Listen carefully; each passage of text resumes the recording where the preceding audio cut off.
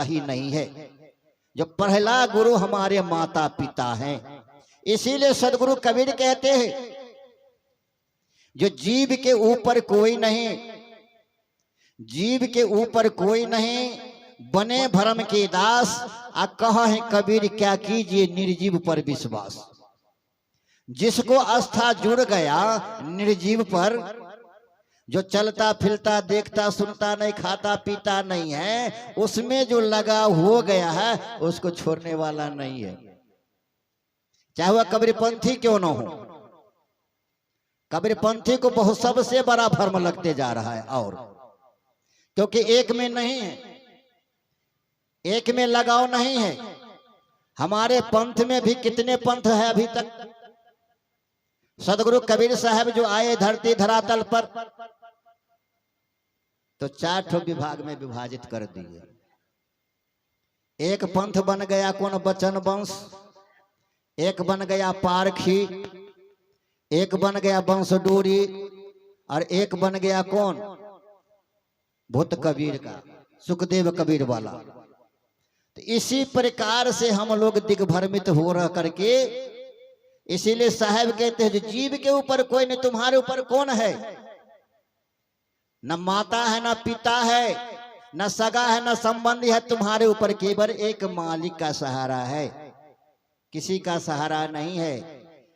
तो बने भरम के दास जो भरम लग चुका है, और सदगुरु कबीर तो भरम को छुड़ाने के लिए आए थे, भरम को मिटाने के लिए आए थे,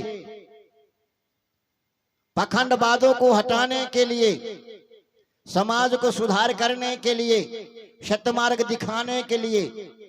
लेकिन हम लोग जो है अभी तक गुरु उपदेश मिल जाता है, कंठी माला ले लेते हैं, लेकिन फिर भी उसी जगह पर चले जाते हैं। जाति पाति का विखंड जो होता है, जाति पाति का फेरा मिटने वाला नहीं है, चाहे कोई भी धर्म हो। सदगुरु कबीर साहब भी कहते हैं जो धर्म न पूछे जाति को, कर्म सदा प्रधान, अकुशल धर्म की राह पर चलता चल इंसान। कोई धर्म ऐसा नहीं साबित करता है जाति पाति की बात को बताता है। रामायण को पढ़ने वाले भी रामायण को पक्ति को पढ़ते हैं। जो जाति पाति पूछत नहीं कोई, हरि के भजहि सो हरि के होई।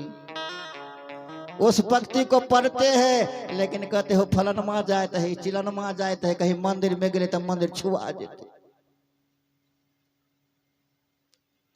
छुआ जाएगा।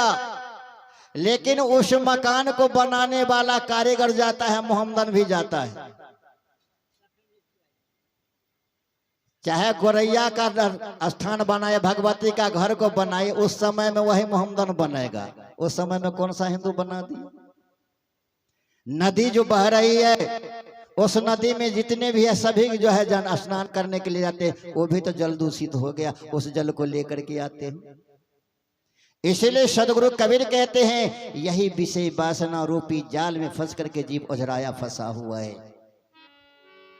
इसीलिए धर्मदास जी कहते हैं जो ब्रह्म जुलाहा जाते, जो सदगुरु कबीर साहब जुलाहा के गृह में गए, नीरू निर्मा के गृह में गए, और नीरू निर्मा को जो है चता करके, भरम को छुड़ा करके, और सदगुरु कबीर साहब हिंसा से दूर रहने की बात को बता रहे हैं। जहां पर हिंसा हो रहा है वहां पर कहते मैं नहीं रहूंगा। सदगुरु कबीर साहब भी जो है नीरू निर्मा के घर से निकल गए थे, जीव हिंसा हो गया था।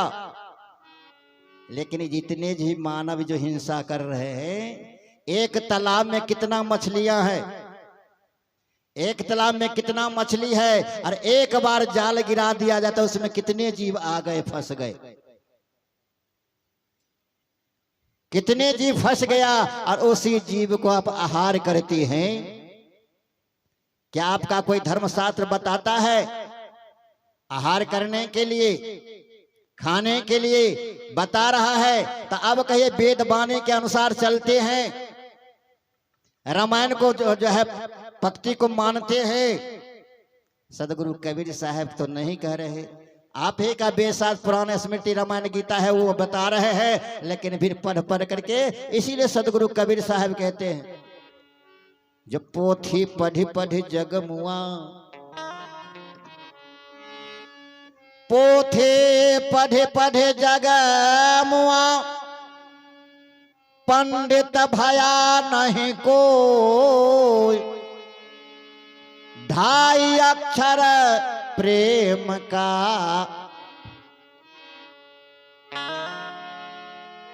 ढाई अक्षर प्रेम का, पढ़े सो पंडित हो। तो हम लोग पंडित किसको मानते हैं? जो वेदाचार्य हो गए, शास्त्राचार्य हो गए, श्राद्ध कर्म कराने वाले हो या पूजा पाठ कराने वाले हो, उसको पंडित मान लेते हैं। लेकिन भाई पंडित भी होता है दो ठो, पंडित होता है दो ठो। तो एक ठो कौन होता है? एक ठो पंडित किसको कहते हैं? जो कि पीने काट देते हैं, जिसको हम लोग कुम्हार कहते हैं। और वेद साथ पूजा पाठ कराने वाले वो भी पंडित, दो ठो पंडित हुआ। तो दोनों पंडितों में बहुत बड़ा घनिष्ठ मित्र हो गया, मित्रता। तो कहते हैं पंडित जो है, दोनों पंडित दोस्त। हाँ दोस्त, अरे सब दिन भाई तू पूजा पाठ कराते हो तुम, तो तुमको दक्षिणा में कुछ देना चाहते हैं, देना चाहते हैं। तो कुम्हार पंडित कहते हैं दोस्त जो तुम लोगे हम दोगे। तो दोस्त तुम्हारे दरवाजे पर दो ठो बैल है, उसको तुम दे देना दक्षिणा में। कहा कि दोस्त हम दे देंगे। कुम्हारों उससे पंडित जी से तेज हो गए। कुम्हार पंडित क्या करते हैं? दो ठो मिट्टी का जो है, मिट्टी का बैल तैयारी करते हैं। अब पंडित जी आते हैं पूजा कराने के लिए। अब पंडित जी जब पूजा करा गए तो कहते दोस्त जो हमने करार किया था, बैल तैयार है, बैल तैयार है। कहा कि दोस्त तो हम भी लेने के लिए तैयार है। दोनों जो है मिट्टी का बना हुआ बैल आगे में लेकर रख देते। कहते दोस्त जब भगवान खाते पीते चलते बोलते हैं तो कोई ये मिट्टी का भी बना हुआ तो जो है कितना लाख बिघा खेत को जोत सकता है। उसी प्रकार से जो है मानव जो है अंधविश्वास के फेरी में भटक रहे हैं। और सदगुरु कबीर साहब कहते हैं जो वेद सात पुराण कुरान गुणगान करे, वेद सात पुराण कुरान गुणगान करे, मुक्ति का मुकाम बैकुंठ बतलायो है। राम रहीम सातों पताल रचे, हिंदू तुर्क मिल दोनों पर पंच करे राखो हैं। बूरे भरम जाल जीव सब जहान, बिन गुरु उपदेश साई अन चीन्हे हैं। आ कहाँ है सकानंद यम के प्रचंडन, जम से छुड़ाने वाला पुरुष कोई भिन्न है। भगवान नहीं छुड़ा सकते हैं, वह पुरुष ही आपको छुड़ा सकते हैं। उसके लिए आपको वास्तविक कर्म करने की आवश्यकता है। तो कर्म कौन होता है? दो प्रकार का कर्म है, एक अशुभ कर्म है और दूसरा शुभ कर्म है। तो हम लोग अशुभ कर्म के फेरे में पड़े हुए, ये अशुभ कर्म को छोड़ करके अशुभ कर्म की ओर चले जाएंगे। दैवी देही भौतिक की छोड़ करके जब अध्यात्म से हम जुड़ जाएंगे तब हम परमात्मा को पा सकते हैं। बोले सर गुरुदेव की। इसलिए यह मानव जीवन का जो है व्यर्थ में चला जा रहा है। हम लोग गर्द में डूबे जा रहे हैं। इसी गर्द से निकलने के जब तक मानव जुगती नहीं करेगा तब तक इस गर्द से निकलने वाले नहीं है। तो दिल में दया रहम को तज कर, दिल में दया रहम को तज कर, संध्या नमाज तो खाली है। प्राणी से तो बैर अगर, ईश्वर पूजा जाली है। सदगुरु कबीर संकेत देते हैं मानव को, जो दिल में दया तो दया दया कह देने से दया नहीं हो सकता है। दया जब तक करेंगे नहीं तब तक दया नहीं होगा। जब तक दया नहीं करेंगे तब तक दया होगा।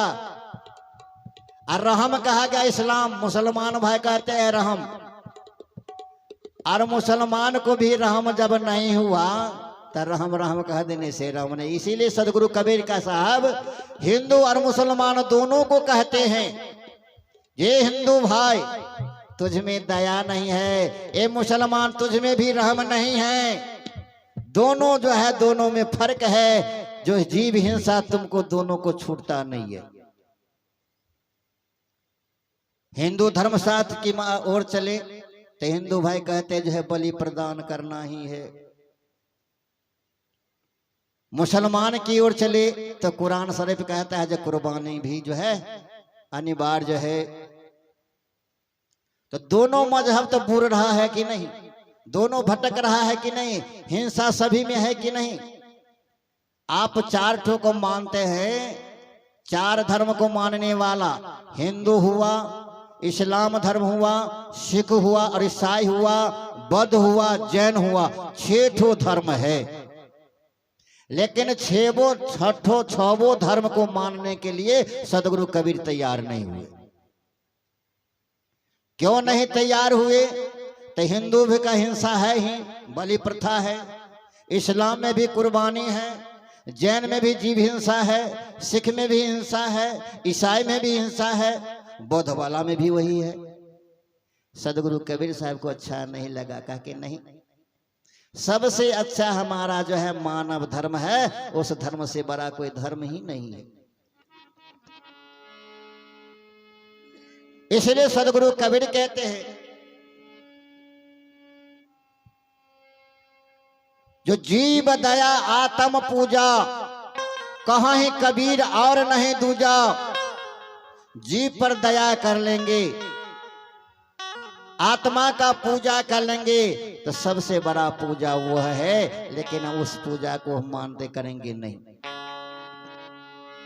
इसलिए इशारा करते हैं सदगुरु कबीर, जब तक यह मानव शरीर में तुम हो तब तक मालिक का भजन भक्ति करते हुए इस संसार रूपी सागर से तुम पार हो सकते हो।